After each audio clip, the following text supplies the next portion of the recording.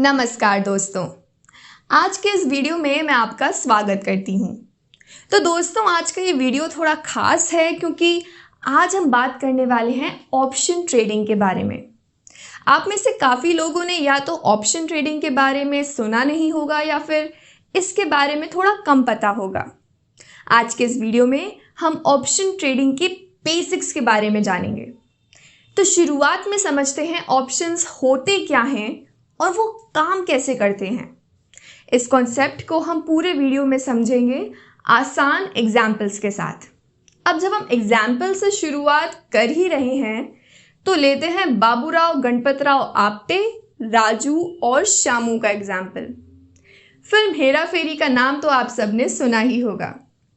21 दिन में पैसा डबल, माफ कीजिएगा, पैसा गायब करने वाली स्कीम में अपने पैसे से हाथ धोने के बाद बाबूराव, राजू और श्यामू को लगता है भाई साहब अब कोई सीरियस इन्वेस्टमेंट करने को मांगता है और वो मुंबई में फ्लैट लेने का सपना देखते हैं।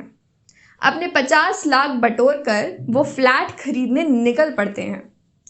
मुंबई में जब इनको फ्लैट नहीं मिलता है तो वो शहर के बाहर और आसपास के एरिया में फ्लैट ढूंढने निकल पड़ते हैं। उनकी खोज एक फ्लैट पर जाकर खत्म होती है जहां उन्हें 50 लाख में एक फ्लैट मिल जाता है।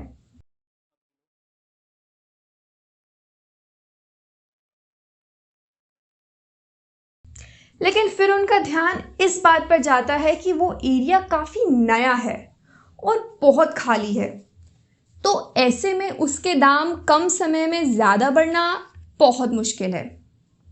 लेकिन तभी उनकी जानकारी में आता है कि यहाँ एक आईटी पार्क बनने की प्लानिंग चल रही है। अब उसकी प्लानिंग भले ही इनिशियल फेज में हो और उसका कोई कंफर्मेशन नहीं होता है, पर तीनों इस बात का अंदाज़ा लगा लेते हैं कि अगर यहाँ पार्क बना तो सारे फ्लैट्स के प्राइस बहुत तेज़ी से ऊपर चले जाएंगे और यहाँ जिनका इन्वेस्टमेंट होगा उनको होगा फ़ायदा ही फ़ायदा, बोले तो पैसा ही पैसा होगा।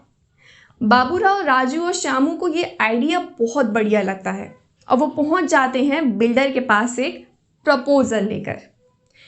तो प्रपोजल कुछ यूं होता है कि बाबूराव, श्यामू और राजू बिल्डर से कहते हैं कि 1 साल तक आपको ये फ्लैट किसी को नहीं बेचना है।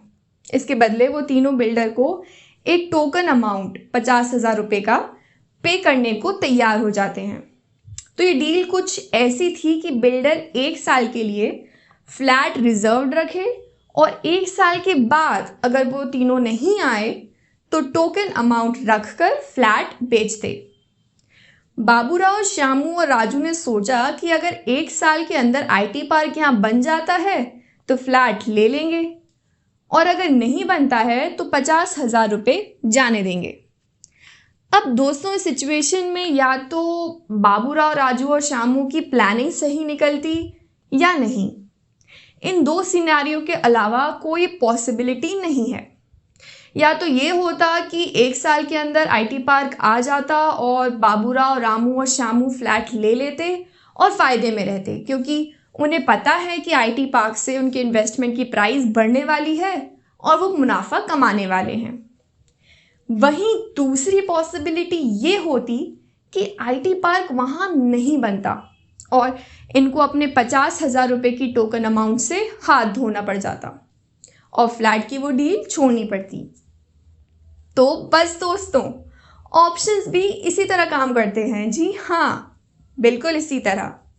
यहाँ भी जैसा आप सोच रहे होते हैं या प्लान किए होते हैं वैसा ही होता है और आप मुनाफे में रहते हैं, या फिर जैसा आप सोच रहे होते हैं हालात उसके उलट बन जाते हैं और आप घाटे में चले जाते हैं। ये 2 सिचुएशंस ही पॉसिबल हो सकती हैं। और ये जो घाटा होता है ये टोकन अमाउंट का होता है, जिसे ऑप्शन मार्केट में प्रीमियम कहते हैं। आसान शब्दों में कहें तो आपको एक टोकन अमाउंट पे करनी ही होती है। बस इसे पे करने के बाद आप उस चीज़ को मैंडेटरीली खरीदने के किसी भी कंपल्शन से आज़ाद हो जाते हैं। आपके पास चॉइस या ऑप्शन होता है कि या तो आप उस चीज़ को खरीद लो या डील छोड़कर चले जाओ। इसे चलिए एक और अलग एग्जाम्पल से अच्छे से समझ लेते हैं। मान लीजिए आपने चमचमाती एक नई गाड़ी खरीदी और अब आपको अपनी नई गाड़ी के लिए इंश्योरेंस खरीदना पड़ रहा है। वैसे तो व्हीकल इंश्योरेंस इंडिया में कंपलसरी है, पर चलिए इस सिचुएशन के लिए मान लेते हैं व्हीकल इंश्योरेंस इंडिया में कंपलसरी नहीं है और आपके पास ऑप्शन है कि व्हीकल इंश्योरेंस को खरीदा जाए या नहीं। आपने महंगी नई गाड़ी खरीदी है और आपको डर है कि खुदा ना खास्ता अगर इस गाड़ी का एक्सीडेंट हो जाए तो आपको बहुत नुकसान उठाना पड़ जाएगा। इसलिए आप एक इंश्योरेंस डीलर के पास जाते हैं और इंश्योरेंस खरीदने का फैसला करते हैं। इसके लिए आपको हर साल एक पर्टिकुलर गाड़ी का एक्सीडेंट प्रीमियम भरना होता है। तो जो भी अब हर साल आपने अभी तक पे तो कर रहे हैं वो आपका लॉस माना जाएगा। अब दूसरा सिनेरियो लेते हैं। यहाँ भी आप हर साल प्रीमियम पे कर रहे हैं, बस ट्विस्ट ये है कि दूसरे तीसरे साल ही आपकी गाड़ी का एक बड़ा एक्सीडेंट हो जाता है। जब रिपेयर का खर्चा सामने आता है तो आपके होश उड़ने ही वाले होते हैं कि आपको याद आता है कि आपने तो गाड़ी का इंश्योरेंस लिया हुआ है और एक्सीडेंट से हुआ नुकसान इंश्योरेंस कवर कर देता है। तो दोस्तों, ऑप्शन मार्केट भी कुछ ऐसे ही काम करता है। जब आपको लगता है कि शेयर की प्राइस ऊपर जाएगी तो इस हिसाब से आप ऑप्शन खरीदते हो। अगर शेयर की प्राइस सचमुच ऊपर चली जाती है तो आपको फ़ायदा मिलता है और अगर ऐसा नहीं होता है तो आपका जो पे किया हुआ प्रीमियम है वो आपका लॉस रहेगा। अब तक तो आप समझ ही गए होंगे कि प्रीमियम वो अमाउंट है जो एक बार पे कर दिए जाने के बाद आपको कभी वापस नहीं मिलता है।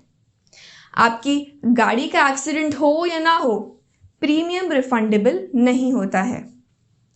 अब आगे बढ़ते हुए ऑप्शंस के टाइप की बात करते हैं। तो दोस्तों, ऑप्शंस के दो टाइप होते हैं, कॉल ऑप्शन और पुट ऑप्शन। जब भी आपको लगता है कि किसी शेयर की प्राइस ऊपर जाएगी तो आप खरीदते हो कॉल ऑप्शन, और जब आपको लगता है कि किसी शेयर की प्राइस गिर सकती है तो आप खरीदते हैं पुट ऑप्शन। तो दोस्तों, ऑप्शंस के बायर और सेलर दोनों ही होते हैं। ऑप्शन बायर वो होता है जो प्रीमियम पे करता है। तो गाड़ी का इंश्योरेंस खरीदते वक्त आप हुए ऑप्शन बायर, और इसी तरह जो इंश्योरेंस कंपनी आपको इंश्योरेंस बेच रही है वो हुई ऑप्शन सेलर। तो अगर आप सोच रहे हैं कि किसी शेयर की प्राइस बढ़ सकती है तो आप उसका कॉल ऑप्शन खरीद लेंगे। जैसे मान लीजिए किसी कंपनी की शेयर प्राइस 500 रुपये चल रही है और आप 500 रुपये पर उसका कॉल ऑप्शन खरीद लेते हो, क्योंकि आपने एस्टिमेट लगाया है कि उसकी शेयर प्राइस चढ़ने वाली है और उसके लिए आप प्रीमियम पे करते हो 10 रुपये का। और फाइनली आपका एस्टिमेट सही होता है और शेयर प्राइस 500 से बढ़कर 600 रुपये हो जाती है और आपको 100 रुपये का फ़ायदा होता है। और क्योंकि आपने 10 रुपये का प्रीमियम पे किया था जो रिफंडेबल नहीं होता है तो वो आपका लॉस है। तो इस कैलकुलेशन के हिसाब से आपका नेट प्रॉफिट हुआ 100 माइनस 10 90 रुपीज़। अब दोस्तों बात करते हैं पुट ऑप्शन की। जब आपको लगता है कि किसी शेयर की प्राइस लुढ़कने वाले हैं तो उसमें आप पुट ऑप्शन खरीद लेते हो। पुट ऑप्शन में जितना ज़्यादा प्राइस नीचे जाएगा आप उतना ही ज़्यादा मुनाफा कमाएंगे।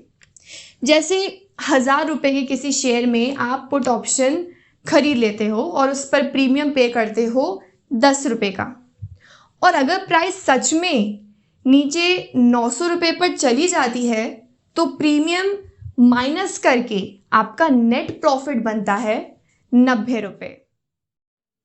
लेकिन मान लीजिए अगर आपकी सोच के उलट प्राइस गिरने के बजाय बढ़ जाता है तो आपको लॉस होगा, पर ये लॉस 10 रुपये से ज़्यादा नहीं होगा, क्योंकि जो मैक्सिमम लॉस होता है वो पे किया गया प्रीमियम ही होता है। तो दोस्तों, आज के इस वीडियो में बस इतना ही। मैं दोस्तों उम्मीद करती हूँ आपको ये वीडियो बहुत पसंद आया होगा। शेयर करना, लाइक करना, कमेंट करना मत भूलिएगा। डिस्क्रिप्शन में हमने एक टेलीग्राम चैनल का लिंक दिया है, उसे ज्वाइन करें, उससे आपको बहुत मदद मिलेगी। और दोस्तों, अगर कोई भी क्वेश्चन हो तो डिस्क्रिप्शन में हमने एक व्हाट्सएप नंबर दिया है, उस पर व्हाट्सएप करें, हम आपकी मदद करेंगे।